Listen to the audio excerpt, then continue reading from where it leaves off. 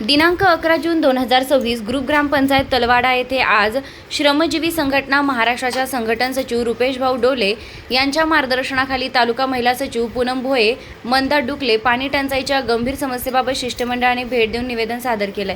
यावेळी अनेक गाव व पाड्यांमधील नागरिकांनी पाण्याच्या तीव्र समस्यांची माहिती मांडली। पिण्याच्या पाण्यासाठी लहान मुलांनाही मोठ्या प्रमाणात त्रास सहन करावा लागत असल्याचं निदर्शनास आणून दिलंय। गावकऱ्यांनी पाणी पुरवठ्याची समस्या कायमस्वरूपी सोडवण्याची मागणी केली। शिष्टमंडळानं ग्रामसेवकांना स्पष्ट शब्दात सांगितले की जोपर्यंत पाणी समस्येवर ठोस निर्णय घेतला जात नाही तोपर्यंत नागरिकांना नियमित पाणी मिळत नाही तोपर्यंत ग्रामपंचायत कार्यालयातून उठणार नाही। नागरिकांच्या तीव्र भावना व मागणी लक्षात घेऊन संबंधित शासकीय कर्मचाऱ्यांनी तात्काळ दखल घेतली। ज्या भागामध्ये पाण्याची सुविधा उपलब्ध नाही त्या ठिकाणी बोरवेल खोदण्याच्या कामास त्वरित सुरुवात करण्यात आली। त्यामुळे श्रमजीवी संघटनेच्या मागणीला यश मिळालं असून ग्रामस्थांनी समाधान व्यक्त केलं।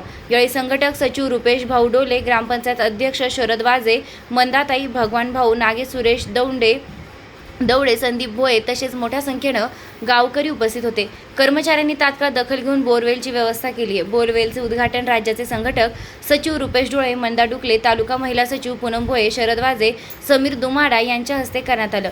रोकठोक रणरागिणी न्यूजसाठी प्रतिनिधी मंगेश वळवी, विक्रमगड।